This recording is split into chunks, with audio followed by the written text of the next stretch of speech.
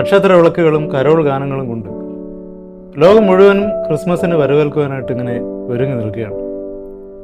എന്നാൽ നാം ക്രിസ്ത്യാനികൾ എന്ന നിലയിൽ നാം നമ്മോട് തന്നെ ചോദിക്കേണ്ട ഒരു പ്രധാനപ്പെട്ട ചോദ്യമുണ്ട്. അതായത് ഈ ആഘോഷങ്ങൾക്കിടയിൽ യഥാർത്ഥത്തിൽ എവിടെയാണ് നമുക്ക് ക്രിസ്തുവിനെ കാണുവാനായിട്ട് കഴിയുക? ഏകദേശം 2000 വർഷങ്ങൾക്ക് മുൻപ് ബെത്ലഹേമിലെ സത്രങ്ങളിൽ ഇടം ലഭിക്കാതെ ക്രിസ്തുവിൻ്റെ അമ്മയായ മറിയവും ജോസഫും വേദനയോടെ അലഞ്ഞു തിരിഞ്ഞ ഒരു സമയമുണ്ടായിരുന്നു. അവസാനം യാതൊരു ഗതിയുമില്ലാതെ അഴുക്ക് നിറഞ്ഞതും നാറ്റമുള്ളതുമായ ഒരു കാലിത്തൊഴുത്തിൽ അവർ അഭയം പ്രാപിക്കുക.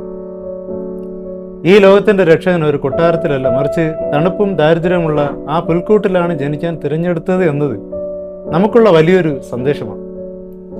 ഈ പ്രപഞ്ചത്തിന്റെ ദൈവം ഏറ്റവും എളിയവനായി തീർന്നുവെങ്കിൽ അതിനർത്ഥം ദൈവം വസിക്കുന്നത് ആഡംബരങ്ങളിലല്ല, മറിച്ച് എളിമയിലും ലാളിത്യത്തിലുമാണ് എന്നുള്ളതാണ്.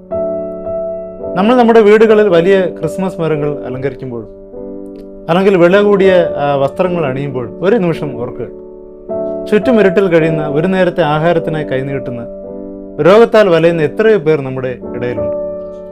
വിശക്കുന്നവന് നാം നൽകുന്ന ഓരോ കഷ്ണം അപ്പത്തിലും ദാഹിക്കുന്നവന് നൽകുന്ന ഒരു ഗ്ലാസ് വെള്ളത്തിലും ക്രിസ്തുവിന്റെ സാന്നിധ്യം നമുക്ക് തിരിച്ചറിയാനായിട്ട് കഴിയും. പാർശ്വവൽക്കരിക്കപ്പെട്ടവരുടെയും വേദനിക്കുന്നവരുടെയും മുഖത്താണ് യഥാർത്ഥത്തിൽ നാം ദൈവത്തെ കാണേണ്ടത്. നമ്മുടെ സന്തോഷങ്ങൾ അവരുടെ കണ്ണുനീർ തുടയ്ക്കാനുള്ള ഒരു കാരണമായിട്ട് മാറണം. ഒറ്റപ്പെട്ടു പോയ വയോധികരെ സന്ദർശിക്കുക, അല്ലെങ്കിൽ അവർക്ക് ആവശ്യമായ ആശ്വാസം പകരുക, അല്ലെങ്കിൽ ഒരു ദാരിദ്ര്യം അനുഭവിക്കുന്ന കുടുംബത്തിന് ഒരു സഹായം നൽകുക, അല്ലെങ്കിൽ അനാഥരായ കുഞ്ഞുങ്ങൾക്കായി സമയം ചെലവഴിക്കുക, ഇതെല്ലാമാണ് ദൈവത്തിന് അർപ്പിക്കാവുന്ന ഏറ്റവും വലിയ ക്രിസ്മസ് സമ്മാനങ്ങൾ എന്ന് പറയുന്നത്. ആഘോഷങ്ങൾ വെറുമൊരു ചടങ്ങായി മാത്രം മാറാതെ നമ്മുടെ ഹൃദയങ്ങൾ യഥാർത്ഥമായ സ്നേഹത്തിൻ്റെ പുൽക്കൂടുകളായിട്ട് അവിടെ മാറ്റപ്പെടണം. നമ്മുടെ ജീവിതത്തിൽ നിന്ന് കാരുണ്യത്തിൻ്റെ പ്രകാശം മറ്റുള്ളവരിലേക്ക് പടരുമ്പോൾ മാത്രമാണ് ക്രിസ്മസ് ആഘോഷങ്ങൾ യഥാർത്ഥത്തിൽ അർത്ഥപൂർണ്ണമാകുന്നത്. അതുകൊണ്ട് സ്വാർത്ഥത വെടിഞ്ഞ് മറ്റുള്ളവർക്ക് ഉപകാരം ചെയ്യുന്നവരായിട്ട് നമുക്ക് മാറാം.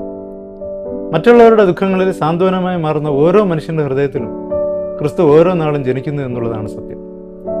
ഈ ക്രിസ്മസ് കാലം എല്ലാവരുടെയും ജീവിതത്തിൽ പ്രത്യാശയുടെയും സഹാനുഭൂതിയുടെയും വലിയൊരു മാറ്റത്തിന് തുടക്കമാകട്ടെ. God bless.